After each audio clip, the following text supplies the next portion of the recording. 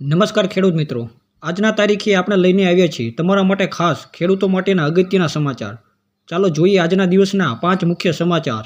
સમાચાર નંબર 1. ગુજરાતના અનેક જિલ્લામાં આજે મધ્યમથી ભારે વરસાદ થવાની આગાહી કરવામાં આવી છે, ખાસ કરીને દક્ષિણ ગુજરાત અને મધ્ય ગુજરાતના વિસ્તારમાં. સમાચાર નંબર 2. પાક વીમાની અંતિમ તારીખ નજીક આવી છે. ખેડૂતોને યાદ અપાવીએ કે પીએમ ફસલ વીમા યોજના માટે અરજી કરવાની અંતિમ તારીખ 30 જૂન છે. જે ખેડૂત મિત્રોએ હજુ સુધી વીમો કર્યો ન હોય તેઓ તાત્કાલિક નિકટની સહકારી બેંક અથવા સીએસસી કેન્દ્ર પર જઈને અરજી કરાવી શકે છે. સમાચાર નંબર 3. મકાઈ અને તુવેરના ભાવમાં વધારો. રાજ્યના મંડીઓમાં આજથી મકાઈ અને તુવેરના ભાવમાં ₹100 થી 150 પ્રતિ ક્વિન્ટલનો વધારો જોવા મળ્યો છે. ખાદ્ય તેલમાં પણ થોડી ગરમી જોવા મળી રહી છે, તો ખેડૂત ભાઈઓએ બજાર ભાવ ઉપર નજર રાખી પોતાની ઉપજ યોગ્ય સમયે વેચવો. સમાચાર નંબર 4.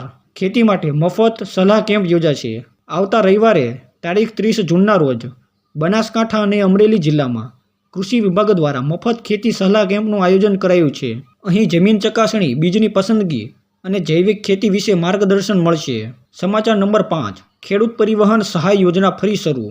રાજ્ય સરકારે ખેડૂત પરિવહન સહાય યોજના ફરી શરૂ કરી છે.